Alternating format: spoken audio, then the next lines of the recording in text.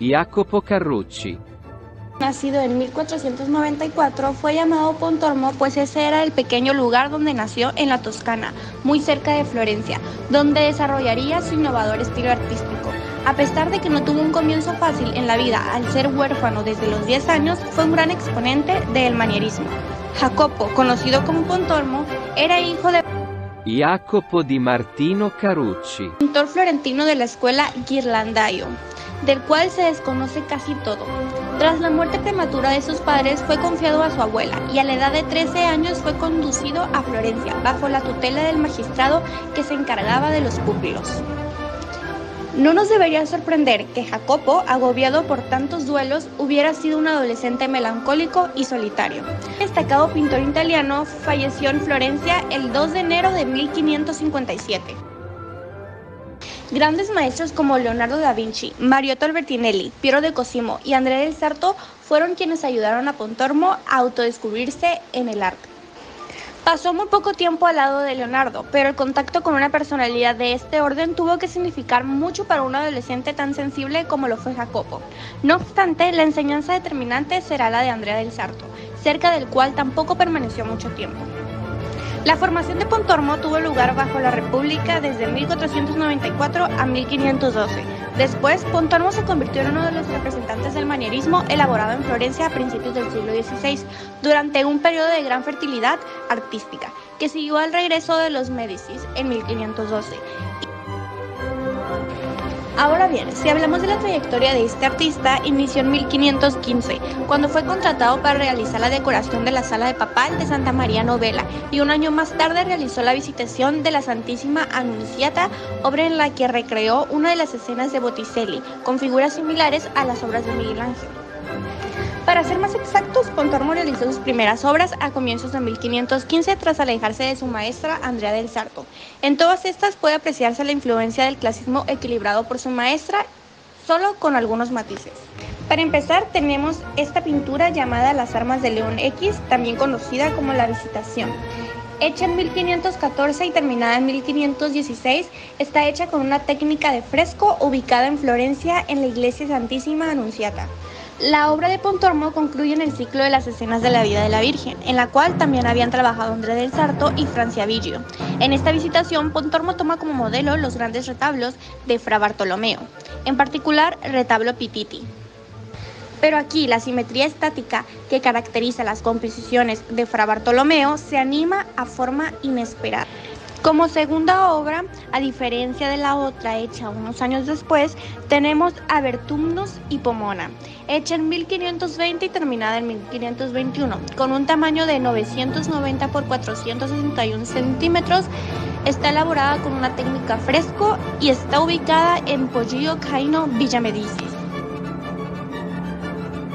Jacopo de Pontormo fue uno de los primeros exponentes del italiano manierismo, influenciado por Leonardo da Vinci y Andrea del Sarto. Trabajó para los Medici, Porgerini y otros mecenas de arte renacentista en Florencia, haciendo su reputación inicial con frescos en la villa de Medici a Poggio a Caiano. Ahora bien, hablando del diseño compositivo de Pontormo, tuvo prioridad sobre el naturalismo y la perspectiva. Pontormo buscó drama y efectos especiales. Su estilo angular de cinquecento debía mucho a las obras de Miguel Ángel y Albrecht Dürer, aunque su sentido del color era completamente suyo. Aunque principalmente preocupado por el arte religioso, Pontormo también fue un retratista excepcionalmente talentoso, mientras era maestro de pintura al óleo, así como fresco y pintura al temple. Después de Rafael y Miguel Ángel, Pontormo sigue siendo la personalidad dominante de la pintura florentina en el periodo alrededor de 1520. Ahora se viene lo que para mí es lo más emocionante, el top 5 de las pinturas más famosas de Pontormo. Estas fueron ordenadas según su fecha de creación. Si alguna vez ponemos el nombre de Pontormo en el buscador de internet, una de las primeras pinturas que te aparecerán es esta. No solo por ser una de las más famosas, sino porque también es una de las que mayor significado tiene. Es esta pintura titulada José en Egipto, hecha en 1515 y terminada en 1518, con una técnica de óleo sobre tabla. Está ubicada en Londres, National Gallery.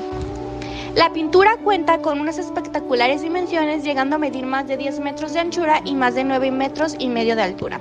El artista aprovecha la amplia superficie de la tabla para relatar varias escenas de la vida de José, al que siempre identificamos por ir ataviado con una túnica violeta y capa de color ocre.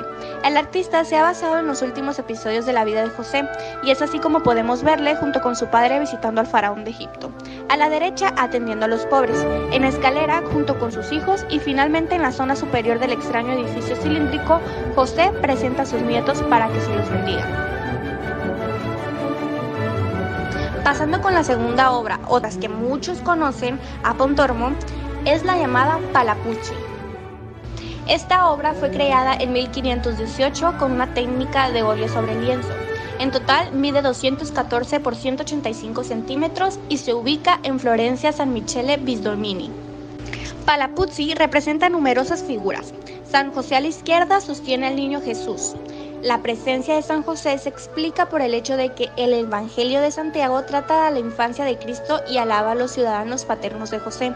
San Francisco está relacionado con el nombre del comisario y la devoción de su orden hacia Jesús. La obra fue encargada por Francesco Pucci, colaborador de la Casa de los Medici. La obra representa una santa conversación dramática e inquietante, marca una ruptura con el estilo renacentista de imitación clásica, armónica y con una perspectiva muy elaborada. Esta siguiente pintura fue menos conocida que las anteriores, sin embargo es digna de mencionar por el gran significado que tuvo en la trayectoria de Pontormo. Estamos hablando del retrato del Cosme Viejo, hecha en 1519, en óleo sobre tabla, ubicada en Italia.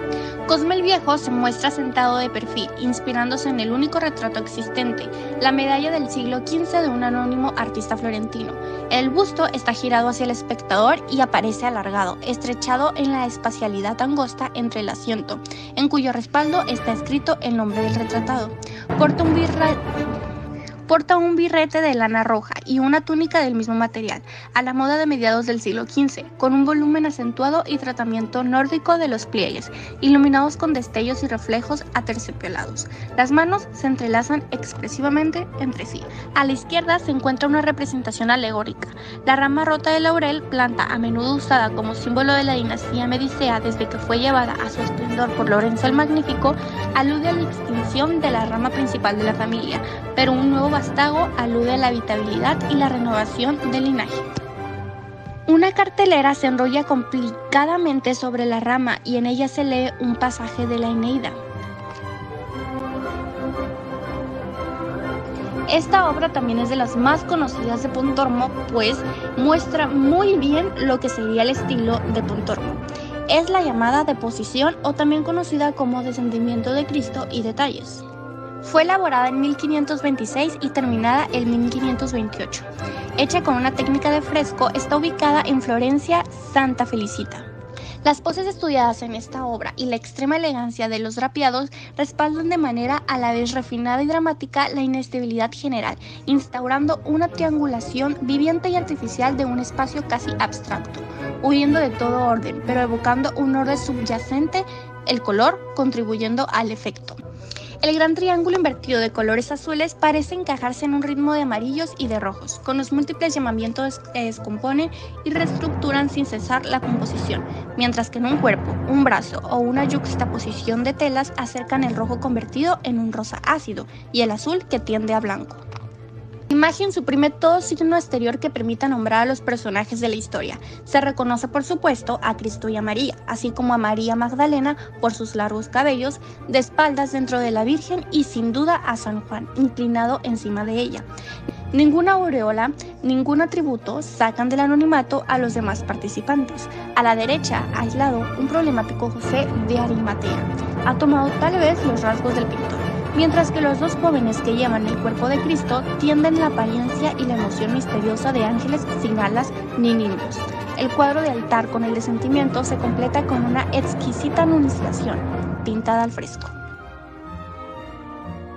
Y finalmente tenemos la Visitación, una de las pinturas más famosas de Pontormo.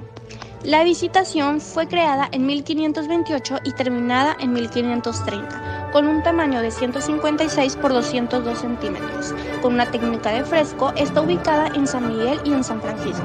La visitación en la iglesia de San Michele, en las afueras de Florencia, presenta 4 figuras en lugar de las 2 habituales, en contraste con un fondo arquitectónico y formando una unidad ondulada pisteando en tonos de rojo y amarillo descoloridos. Pintura casi musical donde la trayectoria y el movimiento de la línea está organizado según una concepción no descriptiva pero eurítmica, lo cual es evidente en la posición danzante dada a los pies de los 2 personajes principales. La bella maniera se reafirma como la búsqueda de una gracia ornamental. No obstante, aquí se relaciona con el tema glorificador por medio del tamaño de los personajes. La disposición perspectiva hace surgir las figuras dentro de una monumentalidad a la frágil y heroica. Conocidas ya sus creaciones, es importante conocer de su aportación al arte. Pontormo se apartó de los modelos clásicos, pero no escondió su admiración por ellos. Sobrepasó el clasismo e inventó una pintura donde la cultura pictórica fuera un instrumento que permitiera al artista expresar su propia personalidad y sus tormentos espirituales. Resaltó en los personajes una expresividad cuya ambigüedad se condensa en la oposición entre las sonrisas de los niños y la inquietud inexplicable de los ancianos. La variedad de las emociones es reforzada por la multiplicidad de direcciones indicadas por los gestos de los personajes. También tenemos que indicar que Pontormo fue uno de los artistas quien influyó en el estilo manierista de su época. Y como ya lo hemos notado, no podemos hablar de Pontormo sin antes mencionar el manierismo, por el cual antes de terminar vamos a hablar de lo que es y fue el manierismo. El manierismo es un estilo de pintura, escultura y en menor medida de la arquitectura que surgió en Roma y Florencia entre 1510 y 1520, durante los últimos años del Alto Renacimiento.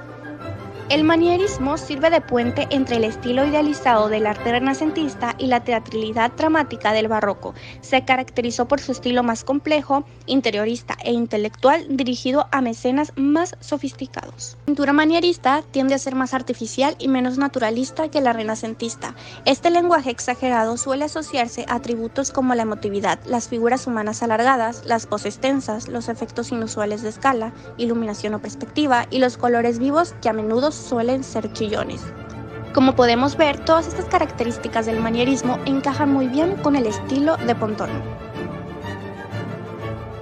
El legado de Pontormo se reduce en cómo el artista fue una figura aislada entre los otros artistas de su época. Su individualidad, similar a la de Rosso, descartó cualquier idea de un estudio. Tenía algunos imitadores como Araldini y Morandini y el Greco, pero pocos alumnos, con la excepción de Brochino, cuyas técnicas modales prolongaron la maniera florentina hasta el siglo XVI. Ciertas obras de Jacopino del Conte, Vasari y Salviati, con sus ecos del estilo de Pontormo, solo sirven para enfatizar el nivel de sus logros. Las pinturas de Jacopo Pontormo se pueden ver en muchos de los mejores museos de arte en todo el mundo, especialmente en la Galería de los Uffizi en Florencia.